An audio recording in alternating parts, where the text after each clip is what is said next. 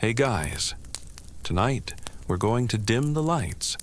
Maybe turn on a fan for that soft background hum and just drift back, way back, to a continent vibrant with color, rich with symbolism, and adorned with stories woven into every fiber. We're not venturing into grand empires or dramatic sagas tonight. Oh no. Instead, we're going to slip silently into the quiet, patient world of medieval African textile patterns. You'll hear the gentle thrum of a loom, smell the faint, earthy scent of natural dyes, and perhaps even feel the subtle texture of hand-spun cotton. This is the subtle beauty of fabrics that speak, a journey so steeped in meticulous artistry and quiet dedication that you probably won't survive this without a serious case of relaxation. So, before you get comfortable, take a moment to like the video and subscribe, but only if you genuinely enjoy what I do here. Let me know where you're tuning in from and what time it is for you. It's always fascinating to see how far these whispers travel. Now, dim the lights, maybe turn on a fan for that soft background hum, and let's ease into tonight's journey together. Our story, like a slowly unfurling bolt of meticulously woven cloth, begins deep within the vast, diverse continent of Africa during the medieval period, roughly spanning from the 5th to the 15th centuries CE. This was a time of dynamic kingdoms, thriving trade networks, and profound cultural innovation across the continent, from the bustling cities of West Africa to the ancient kingdoms of the East. And at the heart of much of this vibrant life lay the art of textile production, an ancient tradition that spoke not just of utility, but of identity, status, and spirituality. Long before European contact, African societies had developed sophisticated and incredibly varied textile traditions. These weren't just simple coverings. They were complex artistic expressions, each pattern, color, and weave telling a story, conveying a message, or asserting a social standing. The sheer diversity is astonishing. Imagine the stark geometric precision of a West African strip-woven fabric contrasting with the flowing, earthy patterns of a Central African bark cloth, or the intricate beadwork of a Southern African garment. This was a continent of weavers, dyers, and pattern makers, each region contributing its unique voice to a grand, unspoken textile symphony. The mainstream historical fact here is that textile production was a cornerstone of many medieval African economies and cultures. Evidence from archaeological sites across the Sahara, the Nile Valley, and West Africa reveals sophisticated weaving tools, dye vats, and fragments of ancient fabrics dating back centuries before the Common Era, let alone the medieval period. These discoveries demonstrate that the craft was not only widespread, but highly developed, involving specialized artisans and complex techniques. You can almost picture bustling marketplaces where merchants would trade not just gold and salt, but also bolts of richly patterned cloth, each a testament to the artisan's skill. Historians still argue whether certain complex weaving techniques, like warp-faced patterning or compound weaves, developed independently in various African regions or spread through pre-colonial trade and cultural exchange across the continent. The raw materials were almost entirely drawn from the local environment, a testament to ingenious adaptation. From the widespread cultivation of cotton in West and East Africa, to the utilization of raffia palm fibers in Central Africa, or even bark cloth in some forest regions, every available natural resource was transformed into thread. This reliance on indigenous materials meant that textile traditions were deeply rooted in the specific ecological landscapes of each region. You might even see a weaver sitting under the shade of a cotton bush, harvesting the raw material directly before spinning. The techniques, too, were incredibly diverse, from various forms of loom weaving including horizontal ground looms, vertical looms, and narrow strip looms to complex dyeing processes as using plant and mineral pigments, and even non-woven arts, like bark cloth felting or leather work.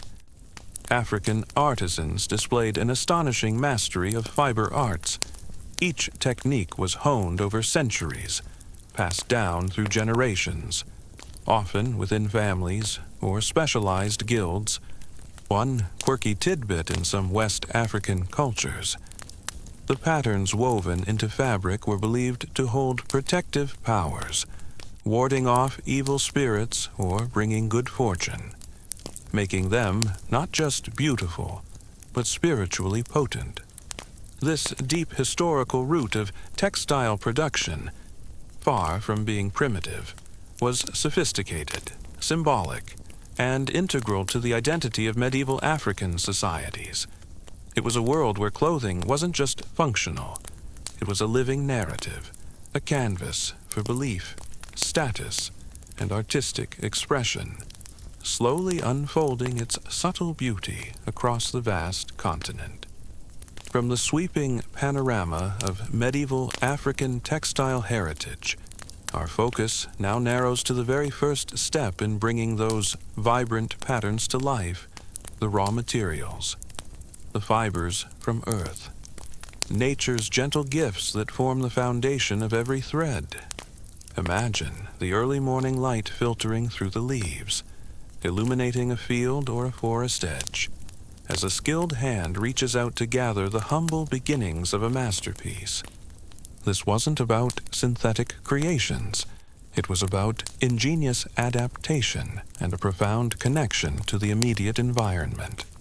Across the diverse landscapes of medieval Africa, artisans utilized a remarkable array of natural fibers, each chosen for its specific properties: strength, softness, dye absorption, or availability.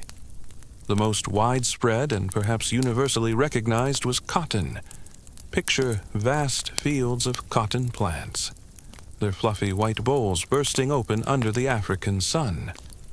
Cultivation of cotton was prevalent in regions like West Africa, Goa, Mali, Ghana, Nigeria, and along the Nile Valley, where the climate was suitable. Farmers would carefully harvest the cotton by hand, separating the soft fibers from the seeds, a labor-intensive but essential first step.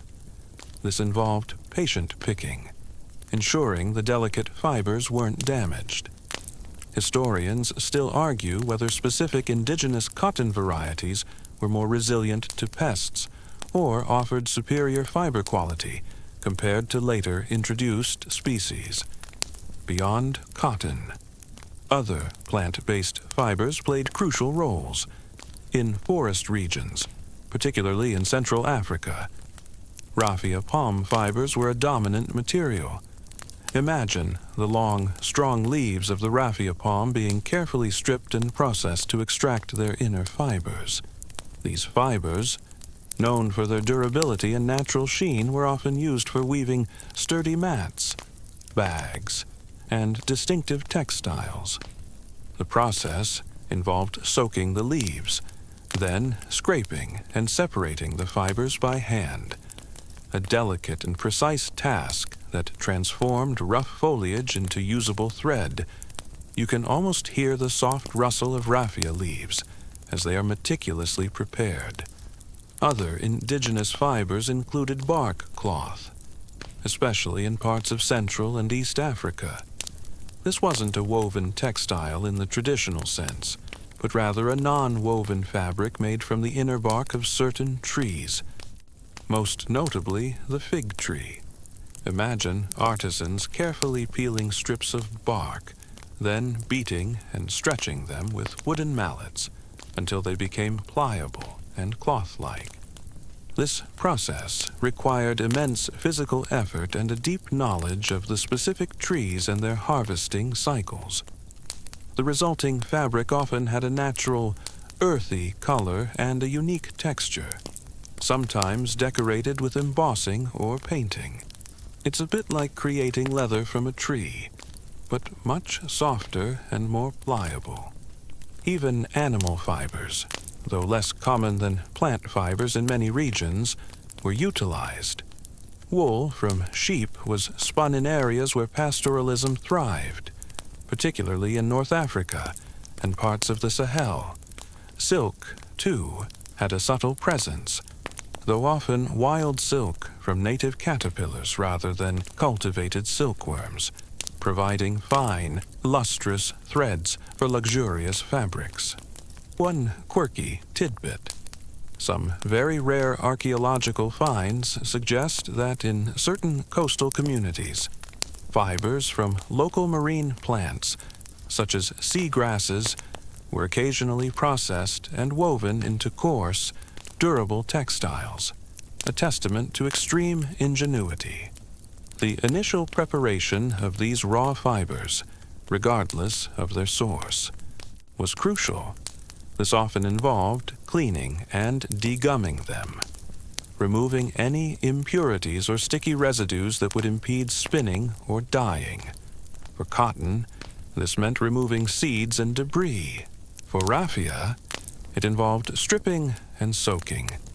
This manual pre-processing was labor-intensive, but essential for ensuring the quality of the final yarn. You can almost feel the rough texture of the raw fibers in your hands, slowly being transformed by careful manipulation. This profound reliance on locally sourced, natural materials speaks volumes about the ingenuity and self-sufficiency of medieval African textile producers. They were not dependent on distant trade routes for their basic supplies. Instead, they harmoniously drew their raw gifts directly from the earth, fostering a deep connection between the land, the artisan, and the subtle beauty of the woven cloth. Every thread began as a whisper from nature, patiently coaxed into existence, with the raw fibers patiently gathered and cleaned. Whether it's the fluffy white of cotton or the sturdy strands of raffia, the next transformative step begins spinning yarn. Imagine a rhythmic hum, a quiet whirring sound, as nimble fingers coax delicate fibers into strong, continuous threads. This isn't a factory process. It's a slow, rhythmic dance between human touch and raw material, creating the very backbone of any woven textile. You can almost feel the gentle twist of the fibers, the subtle tension as they lengthen and strengthen. Spinning is the process of twisting individual fibers together to form a continuous strand of yarn or thread. It's a fundamental technology that predates recorded history, essential for creating any fabric. In medieval Africa, spinning was overwhelmingly done by hand, often by women, making it a ubiquitous sight in homes and villages. You'd see spinners at market, in their compounds, or even as they walked from place to place, their hands constantly at work. Historians still argue whether the invention of specific spinning tools, like the spindle whorl, occurred independently in various African regions or diffused through cultural exchange. But its widespread adoption is undeniable. The primary tool for hand spinning was the spindle. Picture a simple, slender stick, often made of wood, perhaps 20-30 centimeters, 8 and 12 inches long, with a small, round weight called a whorl near one end. The whorl, typically made of clay, stone, or wood, provided momentum for the spindle to rotate The spinner would typically hold a mass of raw fiber, known as a distaff, in one hand or tucked into their belt with the other hand. They would draw out a few fibers from the distaff, attach them to the spindle, and then give the spindle a gentle twist, causing it to spin. As the spindle rotated, it twisted the fibers together, while the spinner continuously drafted new fibers, controlling the thickness and evenness of the thread. The rhythm of spinning was often mesmerizing. The spindle would drop and spin, creating a satisfying low hum, then be gently caught and rewound before being released again. This repetitive motion, practiced over countless hours, resulted in an almost meditative state for the spinner. The consistency of the yarn depended entirely on the spinner's skill. Too much twist, and the yarn would be hard and wiry. Too little, and it would be weak and easily broken. The goal was an even, strong thread, ready for the rigors of weaving or dyeing. You're basically turning fluffy bits into long, strong strings, which, if you think about it, is pretty impressive without any motors involved. Different fibers required different spinning techniques and spindle types. Cotton, with its shorter fibers, might be spun more quickly with a lighter whirl. Longer, coarser fibers like raffia might require a heavier whirl and a slower, more deliberate twist. The thickness of the yarn also varied greatly, from incredibly fine threads suitable for delicate garments to thick, sturdy yarns for blankets or utilitarian fabrics. This versatility was a testament to the spinner's mastery over their tools and materials. One quirky tidbit in some communities, spinners would lightly moisten their fingers with saliva while drafting the fibers, believing it helped control the twist and produce a smoother, stronger yarn. The importance of spinning cannot be overstated. It was the bottleneck of textile production. A weaver could only weave as fast as a spinner could produce yarn. This meant that skilled spinners were highly valued within their communities, their rhythmic work forming the unsung backbone of textile artistry. The piles of freshly spun yarn, soft to the touch and ready for their next transformation, were a visible symbol of diligence and preparation, the quiet genesis of all the vibrant patterns to come.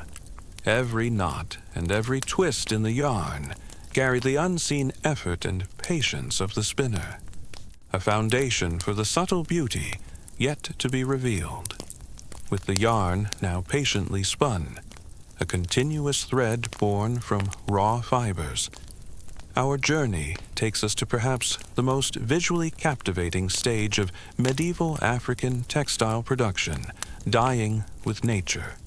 Imagine the air in the dyeing pit area, thick with the earthy scent of boiling leaves and minerals, as artisans dip plain threads and fabrics into vats of bubbling liquid, coaxing forth a kaleidoscope of vibrant colors from the earth's palette. This wasn't about synthetic chemicals. It was about ingenious extraction and a deep understanding of natural chemistry. Dyeing was an incredibly specialized and often labor-intensive craft, crucial for transforming plain, undyed fibers into the rich, symbolic textiles that defined medieval African cultures. The variety of colors achieved using purely natural sources is astonishing, a testament to centuries of accumulated knowledge. You can almost feel the warmth radiating from the large clay or metal dye vats, each one a cauldron of potential beauty. Historians still argue whether the complex chemical processes involved in natural dyeing were understood theoretically by medieval African artisans, or if their mastery was purely empirical, passed down as a series of precise, tried and true steps. The sources for these vibrant dyes were as diverse as the African landscape itself. Indigo, perhaps the most widespread and iconic dye, producing a range of blues from pale sky to deep, almost blackened navy. Indigo was derived from various plants, most notably the indigofera species. Imagine large cultivation pits filled with indigo plants, then the long, arduous process of fermenting the leaves in huge vats, often alkaline solutions, to extract the pigment. The liquid, initially yellow-green, would turn blue upon oxidation, a truly magical transformation. You're basically getting a deep, rich blue from a green plant, which is pretty clever if you ask me. Yellows and oranges. These often came from plants like annatto seeds, turmeric, or the bark of certain trees. Imagine the bright splash of a crushed annatto seed, revealing its intense orange hue, ready to imbue a fabric with sunshine. Reds and pinks. The most sought-after reds often came from the kermes insect for crimson, or the roots of plants like madder. Imagine carefully crushing tiny insects or grinding roots to release their potent red essence, a painstaking process for such a vivid color. Browns and blacks. These were frequently derived from various tree barks, nuts like kola nuts, or fermented mud, a process we'll explore in detail later. The deep, earthy tones were fundamental to many textile traditions, providing a grounding contrast to brighter colors. The dyeing process itself was a meticulous ritual. Fibers or woven cloth would first be prepared by scouring cleaning to remove any impurities, ensuring maximum dye absorption. Then, depending on the dye, they might be treated with mordants. Mordants, often natural mineral salts like alum or iron-rich clays, acted as a bridge between the dye and the fiber, helping the color bind permanently and enhancing its vibrancy and fastness. Imagine the fabric first soaking in a mordant solution, then patiently transferred to the dye vat. The dye bath itself would be carefully prepared, often heated gently over a fire for hours or even days, allowing the pigments to fully release. The fibers or cloth would then be carefully immersed, agitated, and steeped in the bath. The duration of soaking was crucial, determining the depth and intensity of the color. Too short, and the color would be pale. Too long, and it might become muddy or oversaturated. You can almost feel the gentle movement of the fabric as it slowly stirred in the warm dye bath, absorbing the color. One quirky tidbit. Some dyers believed that the success of a dye batch was also influenced by the mood of the dyer, with a happy heart supposedly leading to richer, more vibrant colors. After dyeing, the textiles would be carefully removed, rinsed in clean water, and then dried in the shade. Drying in direct sunlight could cause some natural dyes to fade prematurely. This final, careful handling preserved the luminosity of the colors, ensuring they would remain vibrant for years. This entire slow process, from gathering to mordanting, dyeing, and drying, was a testament to the artisan's deep connection to nature, their understanding of its hidden pigments, and their unwavering patience in coaxing forth the subtle beauty of color. The resulting yarns and fabrics, now alive with Earth's palette, were ready to be transformed into intricate, speaking patterns on the loom, with the spun yarns now patiently dyed in a dazzling array of Earth's vibrant colors. Our journey arrives at the very heart of textile creation weaving traditions. Imagine the rhythmic clatter and thrum of a loom, its intricate framework holding countless threads in tension, as nimble fingers deftly interlace them, transforming individual strands into coherent, speaking patterns. This isn't just about making cloth. It's a patient, rhythmic art. A gentle song sung by wood and fiber, creating stories in fabric.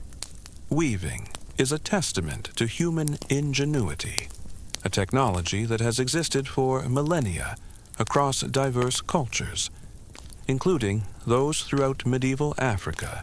At its core, weaving involves interlacing two distinct sets of yarns: the warp, the longitudinal threads held taut on the loom, and the weft, the transverse threads woven over and under the warp. The way these threads are interlaced creates the fabric itself, and the variations in color, thickness, and interlace create the patterns. You can almost feel the tautness of the warp threads, the subtle resistance as the weft passes through. Historians still argue whether certain advanced loom technologies or complex weaving patterns developed independently in various regions of medieval Africa, or if they were introduced and adapted through trade and cultural exchange, particularly along the trans-Saharan routes. The types of looms used in medieval Africa were as diverse as the textile traditions themselves, each adapted to the specific fibers, patterns, and cultural practices of a region. Horizontal ground looms. These were perhaps the most ancient and widespread, particularly in West Africa. Picture a weaver seated on the ground, their legs often extended to provide tension to the warp threads, which stretched horizontally between two beams, often pegs driven into the ground or held by the weaver's body. The weft threads would be passed through by hand using shuttles. This type of loom was portable and ideal for creating narrow strips of cloth, which would then be sewn together to form larger garments. It's like setting up a miniature engineering project every time you want to weave. Vertical looms, more common in regions producing broader cloths, such as some parts of East and Central Africa. Here, the warp threads are stretched vertically on a frame, and the weaver works from bottom to top, passing the weft threads through.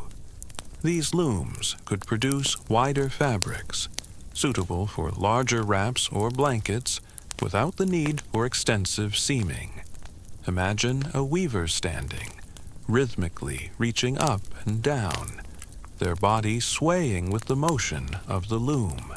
Narrow strip looms, highly characteristic of West African weaving, particularly for cloths like kente and aso-oke.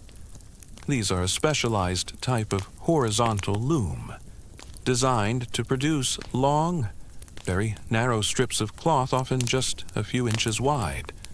These strips, each a miniature masterpiece of pattern, would then be meticulously sewn together to form larger garments. This technique allowed for incredible intricacy and the creation of complex, non-repeating designs across the finished fabric. It's a bit like making tiny, highly detailed ribbons and then stitching them into a quilt. The act of weaving was a patient, repetitive, yet deeply creative process. The weaver would sit or stand at their loom, their hands moving with incredible dexterity.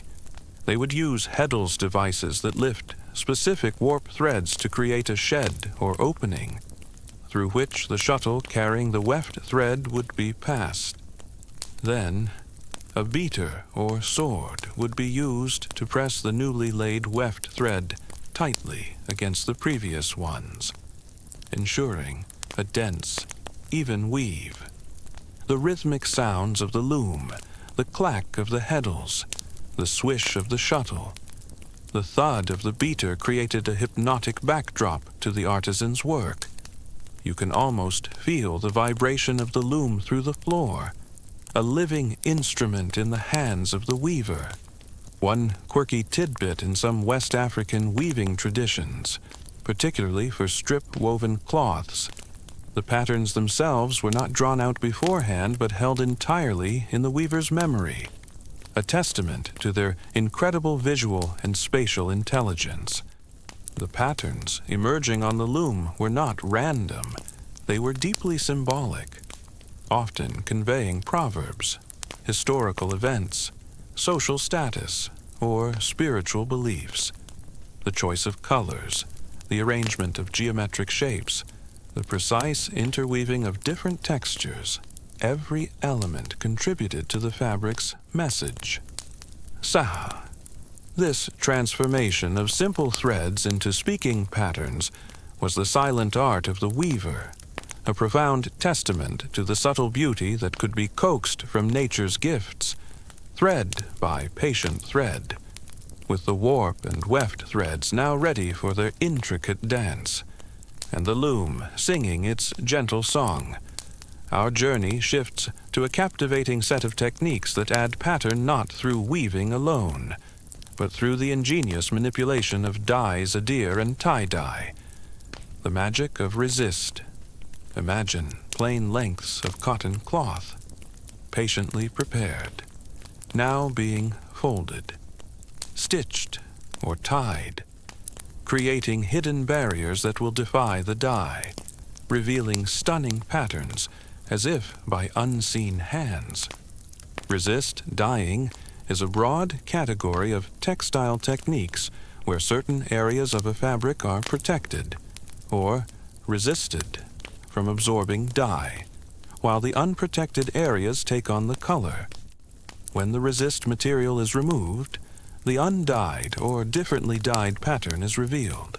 This creates a striking contrast between the dyed and undyed parts of the fabric, often resulting in intricate and captivating designs. It's a bit like painting with negative space, but instead of white, you're working with the fabric's original color. Historians still argue whether the concept of resist dyeing emerged independently in different parts of the world, including Africa, or if the spread of certain techniques was facilitated by ancient trade routes. In medieval West Africa, particularly among the Yoruba people of what is now Nigeria, adire, pronounced a-di-re, was a prominent resist dyeing tradition.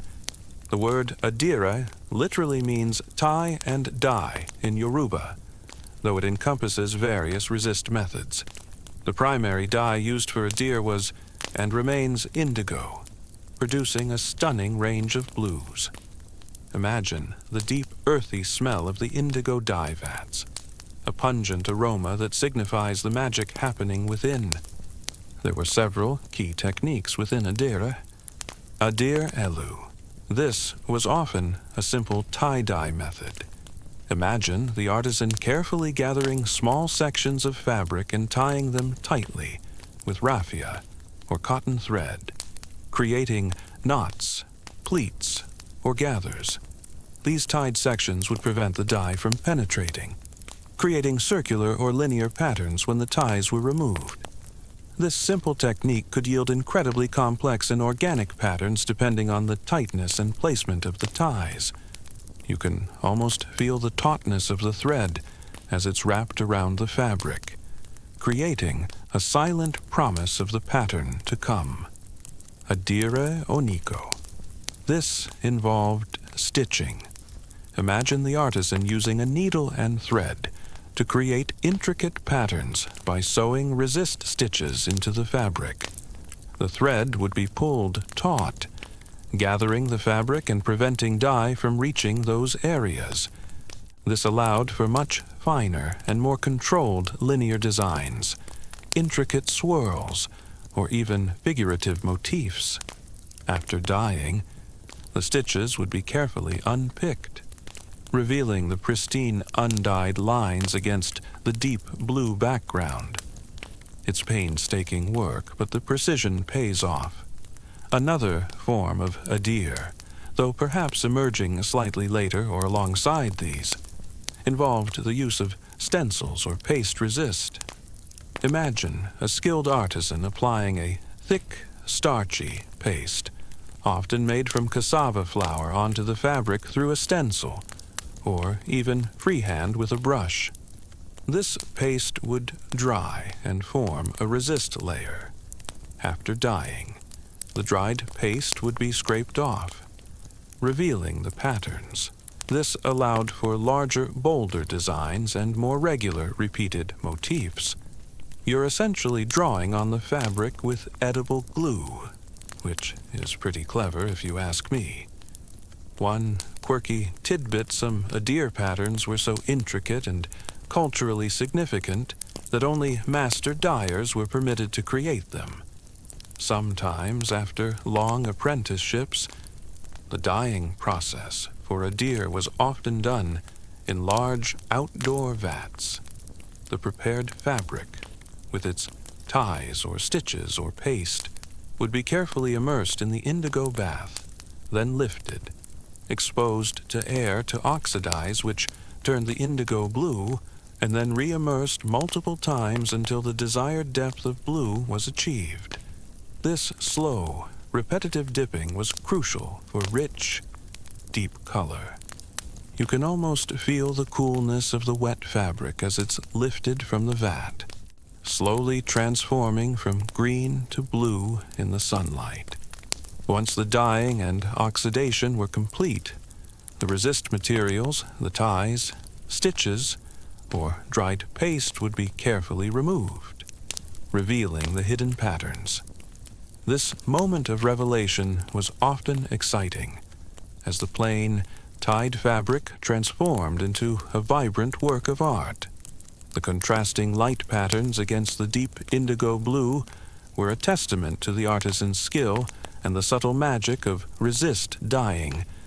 These unique patterns, from the simple geometry of tie-dye to the intricate narratives of stitched resist, transformed everyday cloth into speaking textiles, ready to convey meaning and beauty. With the magic of resist dyeing having revealed its intricate patterns, our journey now moves to another iconic West African textile tradition, Kente's geometry, where woven stories unfold in vibrant strips of cloth. Imagine the rhythmic clack, clack, clack of a narrow strip loom, its threads meticulously arranged, as a master weaver in Ghana or Côte d'Ivoire interlaces dazzling colors into geometric masterpieces. This isn't just fabric. It's a visual language, a wearable history, and a testament to profound cultural wisdom. Kente cloth is perhaps one of the most recognizable and revered textiles from Africa, originating with the Asante or Ashanti people of Ghana and the Yuo people of Ghana and Togo. Its name, Kente, derives from the Akan word kenten, meaning basket, referring to its woven nature.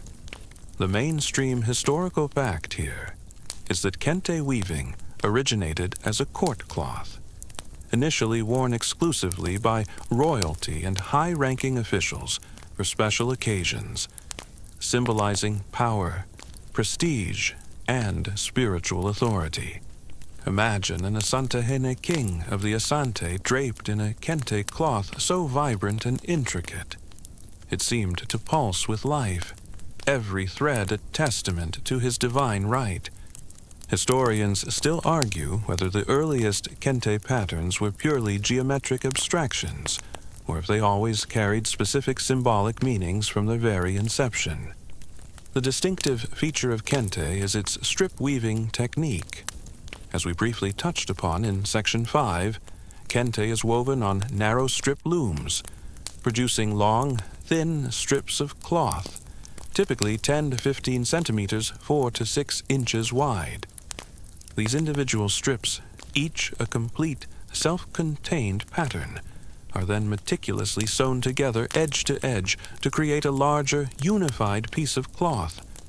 This sewing is so precise that the seams are almost invisible, giving the appearance of a single, continuous fabric.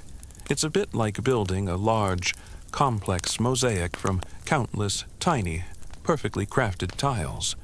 You can almost feel the gentle weight of the finished cloth. It seems almost imperceptible. The patterns in kente are overwhelmingly geometric. Unlike some other textile traditions that feature figurative elements, kente relies on a sophisticated interplay of squares, triangles, stripes, and abstract shapes. Each pattern, however, is far from random. It carries a specific name and symbolic meaning, often representing proverbs, historical events, philosophical concepts, or societal values.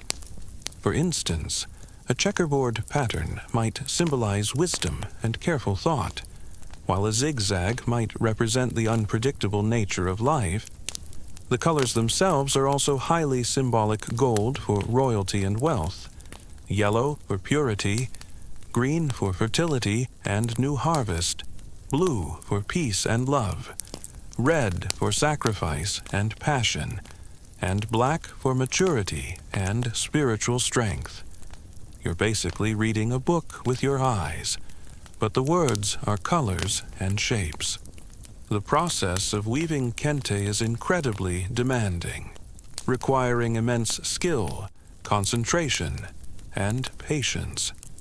The weaver must not only master the complex interlacing of warp and weft threads, but also remember hundreds of distinct patterns and their variations. This knowledge is traditionally passed down from master to apprentice, often within weaving families, through years of rigorous training and observation.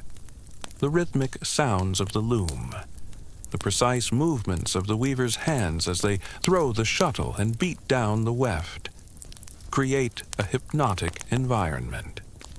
One quirky tidbit: some kente patterns are so sacred or complex that they are reserved only for specific individuals or ceremonial occasions, and unauthorized reproduction is strictly forbidden.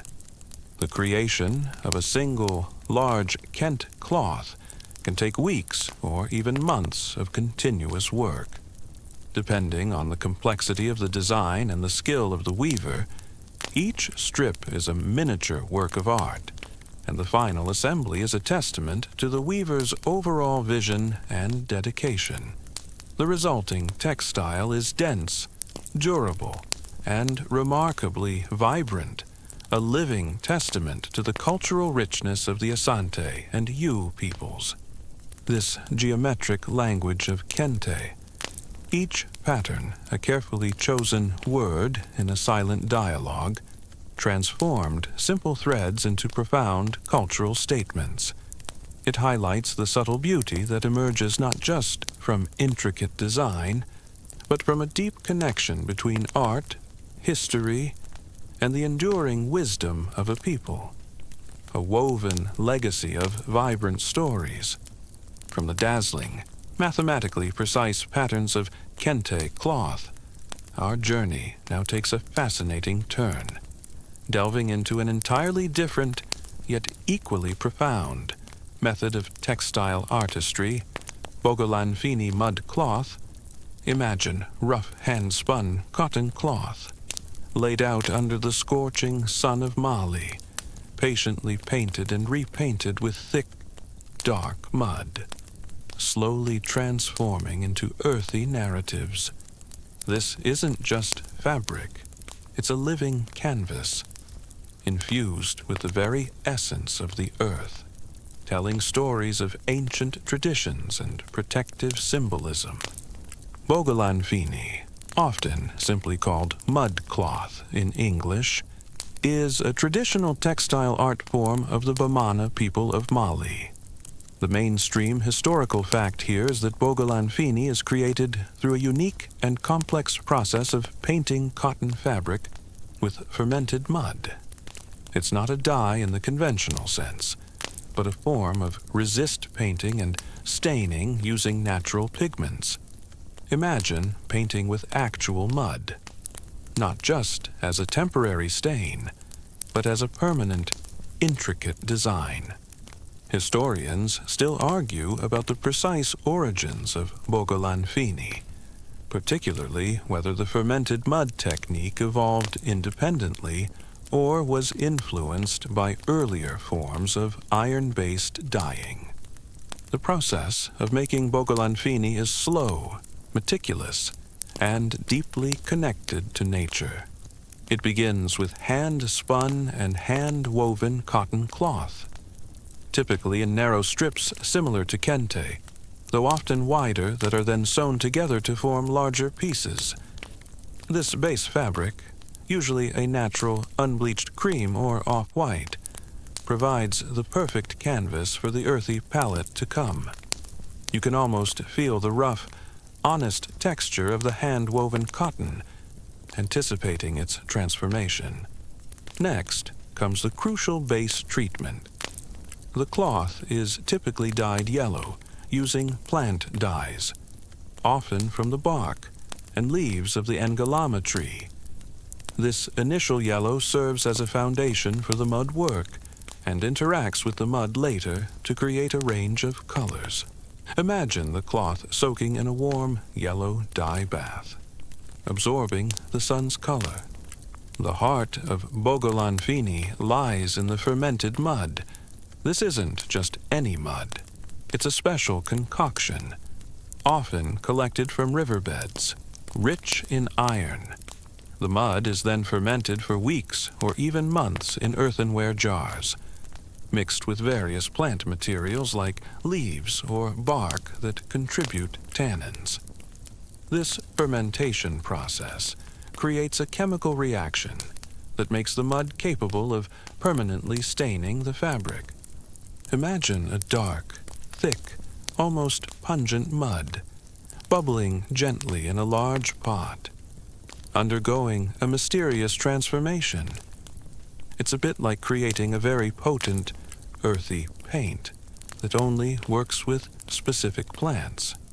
Once the fermented mud is ready, the artisan, typically a woman, begins the meticulous process of painting the patterns onto the yellow-dyed cloth, using various tools like a simple wooden stick, a metal spatula, or a thin reed brush. They carefully apply the mud, painting the negative space around the desired motifs, or sometimes painting the motifs directly. The mud is applied in thick, deliberate strokes, creating a dark, opaque layer. You can almost hear the soft squish of the mud as it's applied, a quiet, rhythmic sound of creation. The cloth, now covered in mud designs, is then left to dry in the sun. As the mud dries, it undergoes a chemical reaction with the plant-dyed fabric, slowly staining the cotton.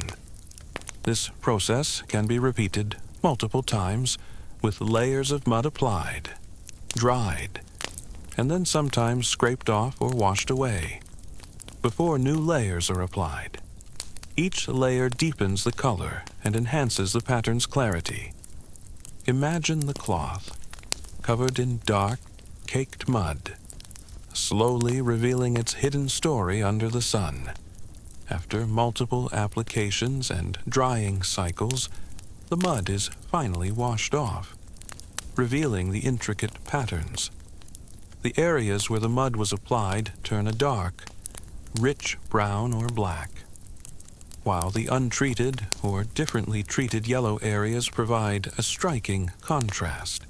For some designs, artisans might even use a bleach solution traditionally made from soap or lye to selectively lighten certain areas, creating further patterns or highlights, adding another layer of complexity. This final washing and bleaching requires immense precision to avoid damaging the delicate patterns. The patterns themselves are deeply symbolic, often representing animals, plants, objects from daily life, or abstract geometric motifs. Each symbol carries a specific meaning relating to Bamana cosmology, history, or social customs. Bogolanfini is not just decorative, it's a visual language, a repository of cultural knowledge, often worn for protection, camouflage or as ceremonial garments. One quirky tidbit: traditional Bogolan Fini is said to possess niyama, a spiritual energy or life force, which protects the wearer and ensures good fortune. This patient, multi-stage process of creating Bogolan Fini, from hand-spun cotton to fermented mud painting and intricate washing, transformed a simple cloth into a profound statement. It highlights the subtle beauty that emerges not just from intricate design, but from a deep connection between art, the earth, and the enduring narratives of a people, a woven legacy of rich, earthy stories. From the earthy narratives of Bogolan Fini, our journey through medieval African textile patterns takes us to a tradition where wisdom is literally woven into the cloth, Adinkra's wisdom, the art of stamped proverbs. Imagine a quiet gathering in a village compound in Ghana, where artisans meticulously stamp dark symbols onto light-colored fabric, each motif a silent, profound declaration of cultural values. This isn't just decoration, it's a visual library, a philosophical treatise expressed in textile form. Adinkra cloth is a hand-printed fabric made by the Akan people of Ghana and Côte d'Ivoire, particularly the Asante. The mainstream historical fact here is that Adinkra is characterized by its use of carved calabash stamps to apply symbolic motifs onto cotton fabric, with each motif representing a proverb, historical event, or concept. It's a system of visual communication, a form of ideographic writing that predates widespread literacy in the region. Imagine wearing your philosophy on your sleeve, quite literally. Historians still argue about the precise origins of Adinkra, specifically whether it evolved from earlier forms of body painting and scarification, or if its development was primarily influenced by textile stamping traditions from other parts of the world. The process of making Adinkra is a patient and deliberate one, often done communally. It begins with hand-woven cotton cloth, typically unbleached a natural cream or off-white, or sometimes dyed in a muted base color like reddish-brown from tree bark. This provides the canvas for the dark, powerful symbols to emerge. You can almost feel the softness of the hand-spun cotton, anticipating the wisdom it will soon bear. The most distinctive element of Adinkra is the Adinkra Aduru, a thick, dark, and often slightly viscous dye. This dye is traditionally made from the bark of the badi tree, boiled for many hours, sometimes even days, with iron slag, which helps to fix the dye and gives it its characteristic dark, almost black color. The long boiling process creates a rich, permanent pigment that is resistant to washing. Imagine the deep, earthy smell of the boiling bark and iron, a pungent aroma that signifies the careful preparation of the symbolic ink. It's a bit like making very permanent, very philosophical ink from tree bark. Once the dye is prepared, the artisan uses carved calabash stamps to apply the motifs onto the fabric. Calabashes, dried gourds, are meticulously carved with intricate designs, each representing a specific Adinkra symbol. The artisan dips the stamp into the thick Adinkra Aduru and then carefully presses it onto the cloth, ensuring a clear and crisp impression. This requires a steady hand, a keen eye, and a deep understanding of the layout and repetition of the patterns. You can almost hear the soft thump as the stamp makes its mark, a rhythmic pulse of meaning. The sheer variety of Adinkra symbols is vast, numbering in the hundreds, each with its own rich meaning. For example, Gie Nyame, except God, a widely used symbol signifying the omnipotence and omnipresence of God. Sankofa Return and Get It depicts a bird with its head turned backward, looking at an egg on its back, symbolizing the importance of learning from the past. Untun Fenefu Denkyem Fenefu Conjoined Crocodiles symbolizes democracy and unity in diversity, as crocodiles share one stomach but fight over food. Dwenemen Ram's horns represents humility and strength. The arrangement of these symbols on the cloth is often deliberate, creating a visual narrative or reinforcing a central theme. The artisan would space them evenly, sometimes creating a grid pattern, other times a more free-form arrangement, allowing the meaning to flow across the fabric. One quirky tidbit traditionally, the stamping of Adinkra cloth was accompanied by silent prayer or meditation, as the act was considered sacred, infusing the cloth with spiritual power. Adinkra cloth was historically used for funerals and mourning ceremonies, worn by family members to express their grief and to honor the deceased, often carrying symbols related to life, death, and remembrance. However, it also came to be used for other important occasions, acting as a visual testament to the wearer's wisdom, status, or allegiance to specific values. This patient, symbolic artistry of Adinkra, from the boiling of bark to the precise stamping of proverbs, transformed simple cotton into a profound cultural statement.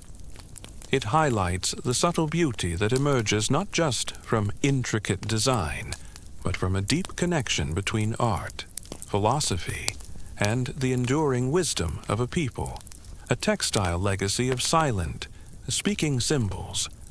From the profound, stamped wisdom of Adinkra cloth, our journey through medieval African textiles brings us to the intricate art of adding surface embellishments, embroidery, and applique. Imagine skilled fingers meticulously stitching colorful threads onto fabric, or carefully layering different pieces of cloth to create raised, rich textures. This isn't just about flat patterns. It's about adding dimension, tactile beauty, and even more layers of meaning to an already speaking textile. Embroidery is the art of decorating fabric or other materials with a needle and thread or yarn. It was a widespread practice across medieval Africa, employed to enhance garments, ceremonial cloths, and even household items. Unlike weaving, which builds the fabric itself, embroidery adds decorative elements onto an existing textile, creating raised patterns, intricate lines, or even pictorial scenes.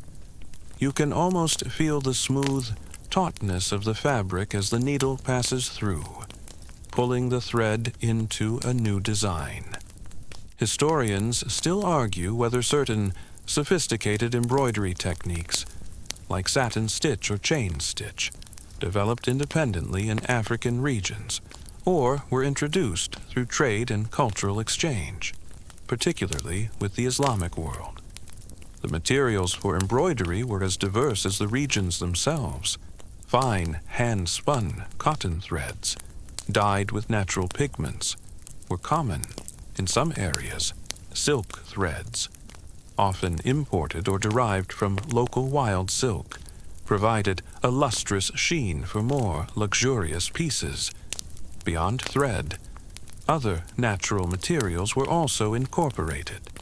Imagine tiny glass beads, perhaps traded along ancient roots, meticulously sewn onto fabric to create shimmering patterns, or cowrie shells, once a form of currency, stitched onto garments for both decoration and symbolic wealth. Even thin strips of leather or metal might be intricately woven or sewn onto textiles for added texture and glimmer. It's a bit like adding jewels to a painting, but with thread and beads instead of paint. Applique is another highly effective technique for adding dimension and storytelling to textiles. This involves cutting shapes from one piece of fabric and then sewing them onto a larger piece of contrasting fabric to create designs. The edges of the applied shapes might be neatly turned under and stitched, or left raw for a more textural effect. This technique allows for bold, graphic patterns and narrative scenes. Imagine a vibrant red lion cut from one piece of cloth, carefully stitched onto a deep blue background, its form standing out in relief. This layering of fabric created depth and visual impact that flat patterns couldn't achieve. You can almost hear the soft snip-snip of scissors or sharp knives as the shapes are cut, and the gentle prick-prick of the needle as they are attached. Applique was particularly prominent in regions like the Kingdom of Dahomey, modern-day Benin, where elaborate applique banners and ceremonial cloths depicted historical events, royal lineages, and symbolic representations of power. These were not just decorative, they were important historical records and expressions of state authority. Imagine large, vibrant banners unfurling, telling the story of a king's triumphs through bold fabric cutouts. One quirky tidbit: some very elaborate applique pieces were so densely layered that they became almost rigid, more like a fabric sculpture than a simple cloth, demonstrating an incredible mastery of the technique. The patterns and motifs used in both embroidery and applique were deeply symbolic, much like those in woven or dyed textiles. Geometric shapes, stylized animals, human figures, and abstract symbols all conveyed specific meanings related to mythology, social status, proverbs, or historical narratives. The choice of colors, the direction of the stitching, and the placement of each applied element were all deliberate, contributing to the overall message of the textile. This painstaking work of embroidery and applique transformed already beautiful fabrics into multi-dimensional works of art, imbued with deeper meaning and tactile richness. It highlights the subtle beauty that emerges not just from intricate design, but from a profound connection between art, history, and the enduring wisdom of a people. A textile legacy of threads that speak volumes. Having explored the intricate embellishments of embroidery and applique, we now turn our attention to the profound role these textiles played beyond mere decoration. This brings us to textiles in society, exploring how medieval African fabrics functioned as powerful markers of identity, wealth, and spiritual significance. Imagine a bustling marketplace or a ceremonial gathering where every garment tells a story. Every pattern whispers a truth about its wearer. You can almost feel the weight of social meaning embedded in each woven thread. In medieval African societies, clothing was rarely just about covering the body. It was a complex system of non-verbal communication, conveying a wealth of information about the wearer.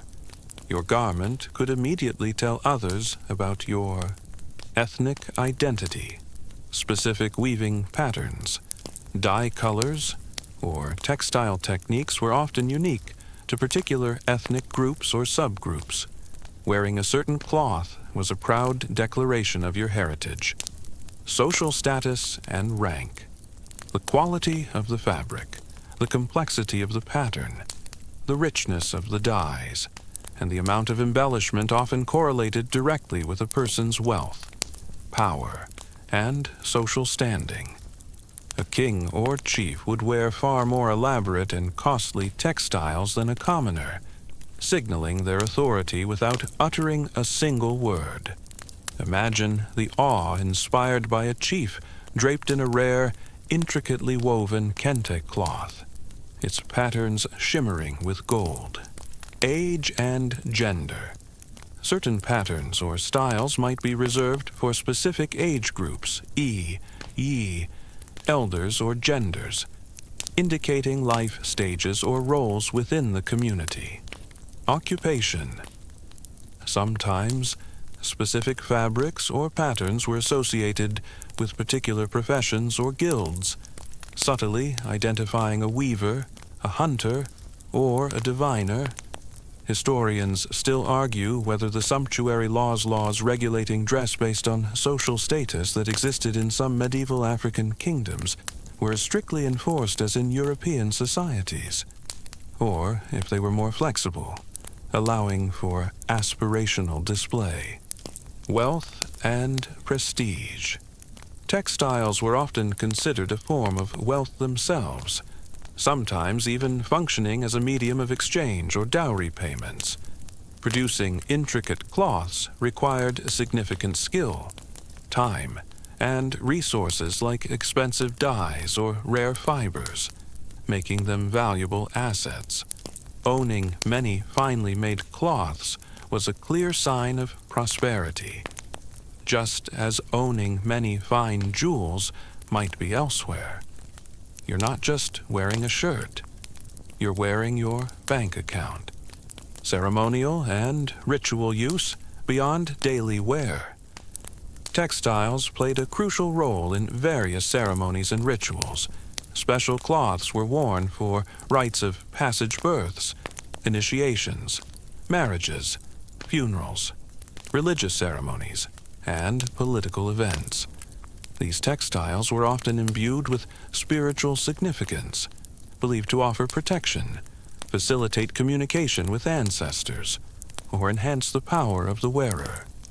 Imagine a dancer in a vibrant Adir cloth, its patterns believed to connect them to the spirit world. Symbolism and narrative. As we've seen with kente and adinkra, patterns were not merely decorative. They were rich in symbolism, conveying proverbs, historical events, philosophical concepts, or moral lessons. Wearing such a cloth was a way to communicate wisdom, honor heritage, or express personal values without speaking. It was a living, breathing form of literacy for those who could read the patterns. One quirky tidbit in some cultures: specific textile patterns were believed to have the power to ward off evil spirits or bring good luck, making them essential for protection. The choice of fabric, color, and pattern was a deliberate act, a conscious decision to communicate one's place in the world, from the simple, functional cloths of everyday life to the elaborate, ceremonial garments of kings. Every textile was a testament to the artisan's skill and the profound cultural meanings woven into every thread. This deep integration of textiles into the very fabric of society highlights their subtle beauty, not just as objects, but as powerful narrators of identity and collective belief across medieval Africa. From the profound ways textiles spoke of identity and status, our journey now expands to track their physical movement, tracing the intricate paths of trade routes that carried these beautiful threads across continents. Imagine camel caravans trudging across vast desert landscapes, or dhows with billowing sails navigating the open seas, each laden with precious cargo that included bolts of richly patterned African cloth. This wasn't just local exchange. It was a vibrant, ancient global commerce. Medieval Africa was not an isolated continent. It was a dynamic participant in a vast network of international trade. Textiles, both raw materials and finished products, were highly valued commodities, often alongside gold, salt, and enslaved people. The demand for exquisite fabrics, particularly those with unique patterns and high-quality dyes, fueled a constant flow of goods across formidable distances. You can almost hear the creak of camel saddles, the distant shouts of merchants, a symphony of commerce in action. Historians still argue whether the trans-Saharan trade routes were primarily driven by the demand for gold, with textiles as a secondary commodity, or if the exchange of unique craft goods like fabrics was a more central and consistent economic driver. The most prominent of these networks was the trans-Saharan trade route. Imagine vast camel caravans stretching for miles, crossing the immense Sahara Desert, connecting the West African kingdoms like Ghana, Mali, and Songhai with North Africa and, ultimately, Europe and the Middle East. West African textiles, particularly hand-woven cottons and later Bogolanfini, were highly prized in these northern markets. In return, the caravans brought salt, horses, and various manufactured goods. These fabrics, with their earthy tones and bold patterns, would have offered a striking contrast to the silks and wools common in the Mediterranean. It's a bit like a medieval fashion show in the middle of a desert, but with much higher stakes and no air conditioning. Along the East African coast, the Indian Ocean Trade Network connected African port cities like Kilwa, Mombasa, and Zanzibar with Arabia, Persia, India, and even as far as China. Here, East African woven cottons, often dyed with indigo or mordants, were traded alongside gold, ivory, and spices. In return, exotic silks, ceramics, and other manufactured goods flowed into Africa. Imagine a bustling harbor, filled with the distinctive triangular sails of dhows, their holds filled with bolts of richly colored African cloth, destined for distant bazaars. The very air would be thick with the scent of salt, spices, and commerce. Internal trade routes within Africa also played a crucial role, disseminating textile traditions and raw materials across regions. Knowledge of specific dye recipes, weaving techniques, and pattern meanings would often travel along these paths, leading to fascinating cultural exchanges and adaptations. A textile technique from one region might be subtly incorporated into the patterns of another, creating unique hybrid styles. One quirky tidbit: some very rare archaeological finds of textile fragments along ancient trade routes have even shown evidence of repairs or modifications made by people in different cultural contexts, indicating a long and active life for these traveling cloths. The movement of these textiles was not just economic, it was also cultural. Each piece of cloth carried with it the aesthetic sensibilities, the symbolic language, and the artisanal skill of its creators. A merchant unwrapping a bolt of kente cloth in a distant market was not just selling fabric. They were, unknowingly, introducing a piece of African philosophy and art to a new audience. These textiles served as silent ambassadors, speaking volumes about the creativity and sophistication of the societies that produced them. This intricate web of trade routes, spanning vast deserts and open oceans, ensured that the subtle beauty of medieval African textile patterns was not confined to its continent of origin. Instead, these woven stories traveled far and wide, touching distant lands and leaving their indelible mark on the global tapestry of human artistry and exchange. Beyond their economic value and social communication, medieval African textiles were imbued with a profound, often unseen, significance, their spiritual roles. Imagine a piece of cloth, not just as threads and dyes, but as a living entity, capable of connecting the wearer to ancestors, spirits, or cosmic forces. This wasn't merely about aesthetic beauty, it was about woven beliefs, a tangible manifestation of the sacred. You can almost feel the spiritual weight, the quiet reverence, emanating from a specially prepared garment. In many medieval African societies, textiles were considered to have niyama, a vital force or spiritual energy. This niyama was not just inherent in the raw materials, but was also infused into the cloth through the meticulous, often ritualistic, processes of spinning, dyeing, and weaving. The artisan, often a specialist with deep spiritual knowledge, might perform specific chants, prayers, or rituals during the creation process, further empowering the textile. Think of it as a blessing woven directly into the fabric, making the cloth not just beautiful, but potent. Historians still argue whether the spiritual significance of textiles was primarily the result of pre-existing animistic beliefs, or if the very act of creating complex, valuable objects naturally led to their veneration. Textiles played crucial roles in a wide array of rituals and ceremonies. Rites of passage, from birth ceremonies to initiation rites for young adults, and particularly at funerals. Specific cloths marked and facilitated transitions.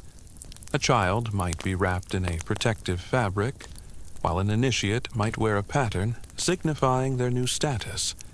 For funerals, cloths could serve as shrouds, offerings, or garments worn by mourners to connect with the deceased and guide them to the ancestral realm. Healing and protection. Certain patterns, colors, or types of cloth were believed to possess prophylactic or curative properties. They could be worn to ward off evil spirits, protect against illness, or provide spiritual strength. Mogolanfini mud cloth, as we discussed, was famously believed to offer niyama protection, particularly for hunters or warriors, making it a powerful spiritual armor. You can almost feel the quiet reassurance of a protective pattern against your skin, a silent guardian. Communication with spirits and ancestors' textiles often served as a medium for connecting with the spiritual world. Priests, diviners, and traditional healers might wear specific cloths during ceremonies to facilitate trance states or to communicate with ancestors. The patterns themselves could be seen as symbolic pathways or messages to the divine. It's a bit like a very fancy, very ancient spiritual antenna, coronation and installation for kings, chiefs, and other political leaders.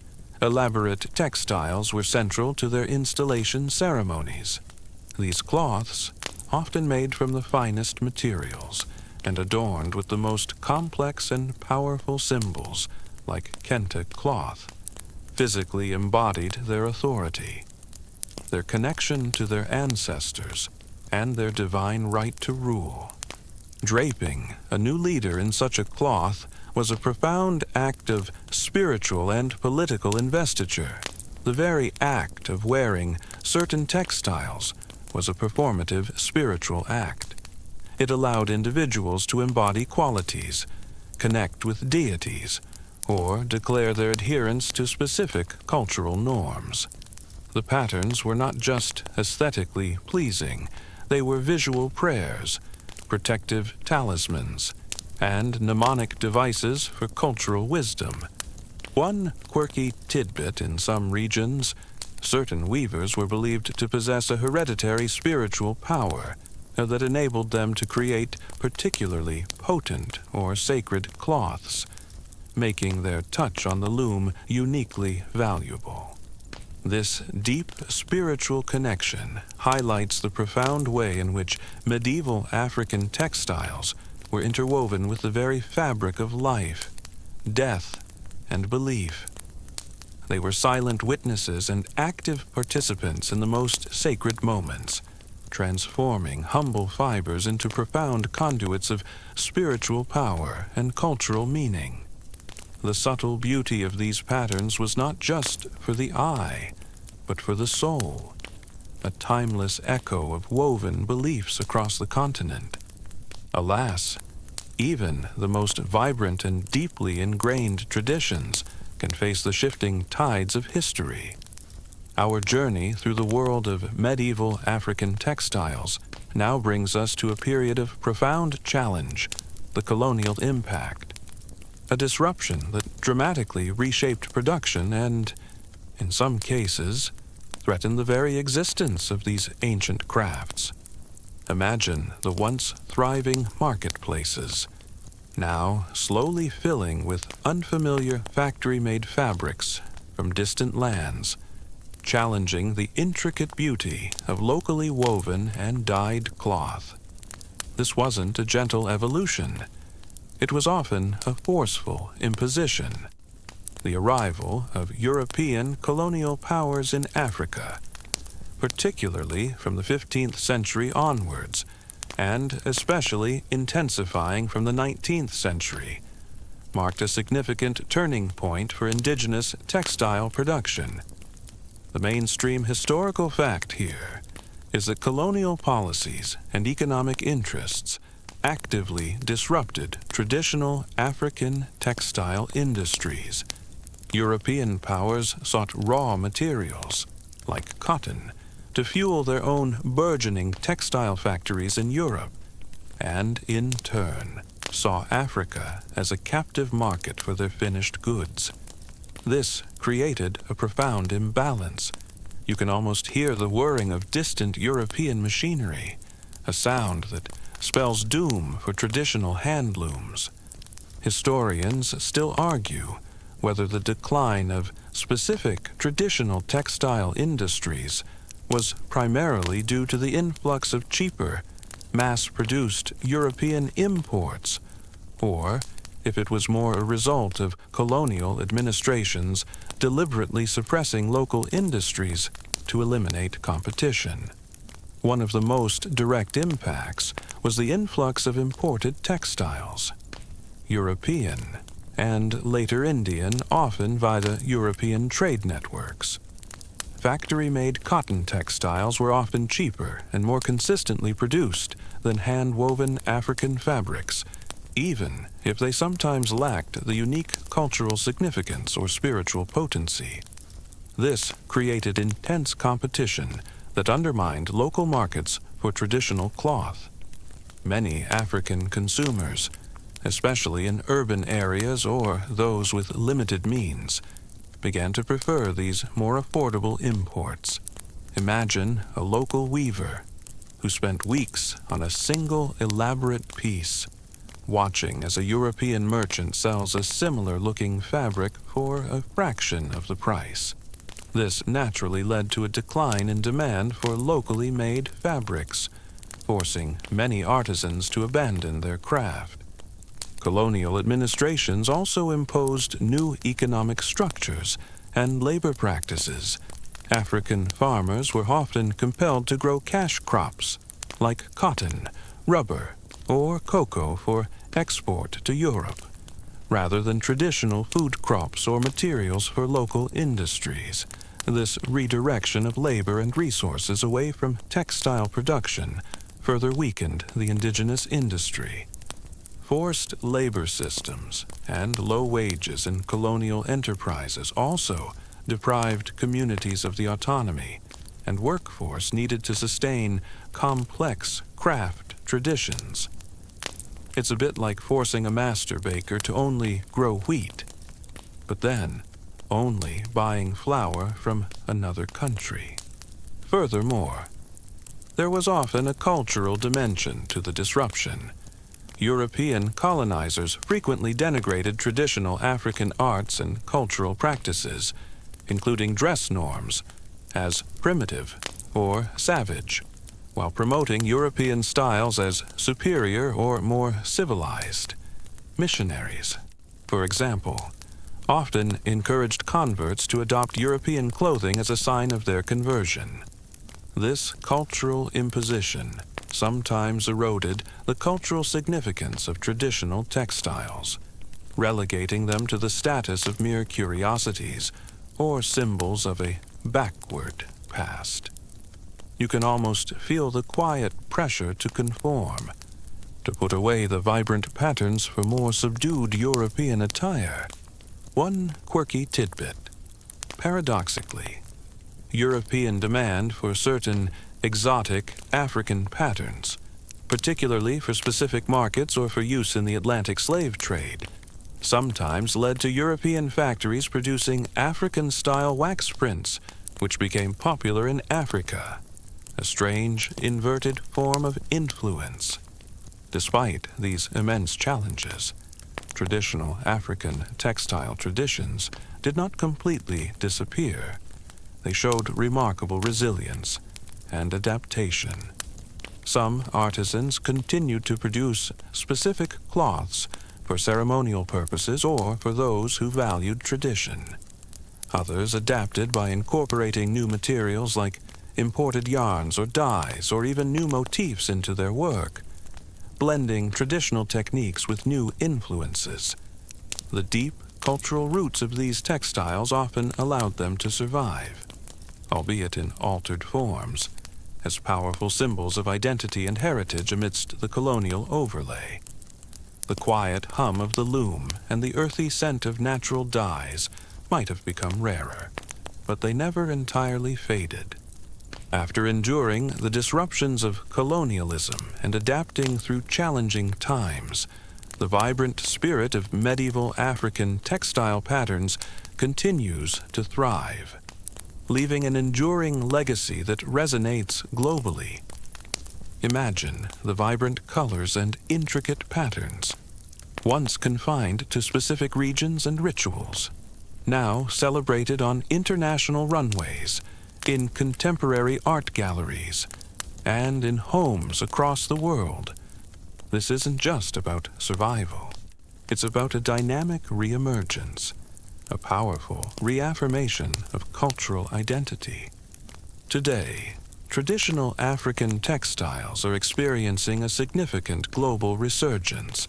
There's a growing appreciation for the artistry, the symbolism, and the meticulous craftsmanship involved in their creation, from the distinctive strips of kente to the earthy narratives of Bogolanfina, and the profound wisdom of Adinkra symbols. These fabrics are no longer just historical artifacts. They are living, breathing art forms, admired for their aesthetic beauty, their cultural depth, and their unique stories. You can almost feel the texture of these fabrics, their history palpable beneath your fingertips. Historians still argue whether the increased global demand for traditional African textiles genuinely benefits the local artisans and preserves traditional methods, or if it primarily fuels mass production and cultural appropriation.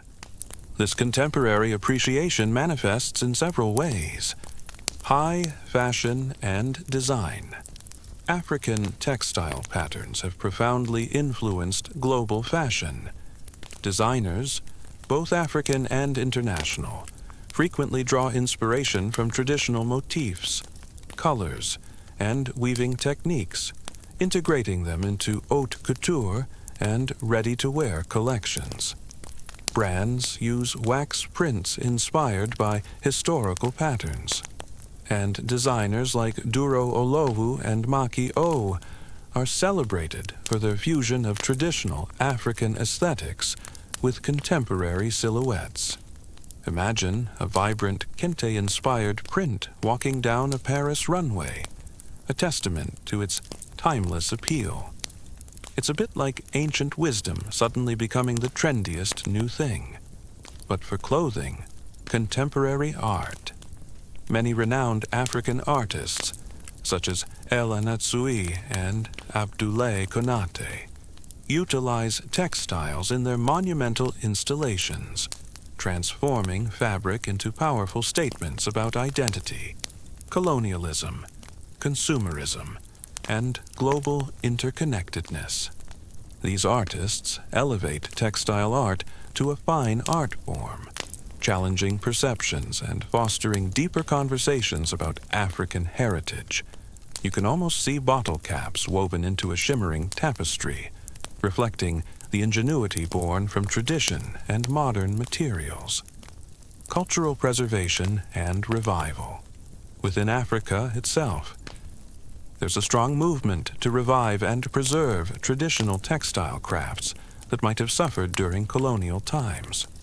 Artisan cooperatives and cultural institutions are working to train new generations in ancient weaving, dyeing, and stamping techniques, ensuring that the knowledge is passed down.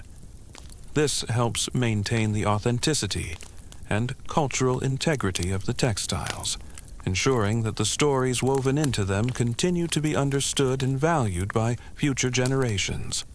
The enduring allure of these patterns lies in their timeless appeal and their deep connection to human experience.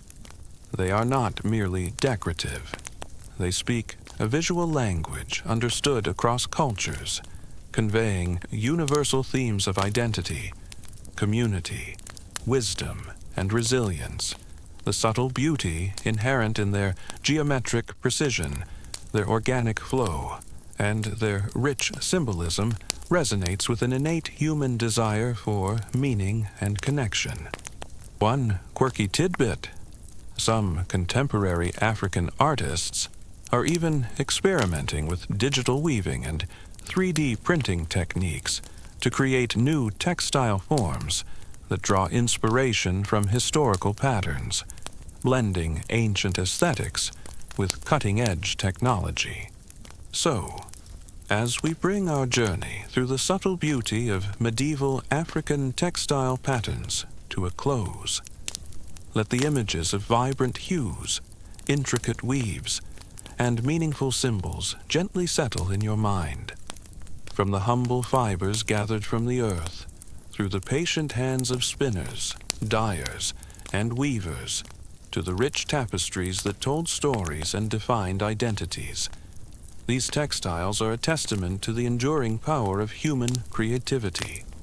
Their legacy is not just in museums or art galleries, but in the continued celebration of a profound artistic heritage that weaves threads of history, culture, and beauty across the globe.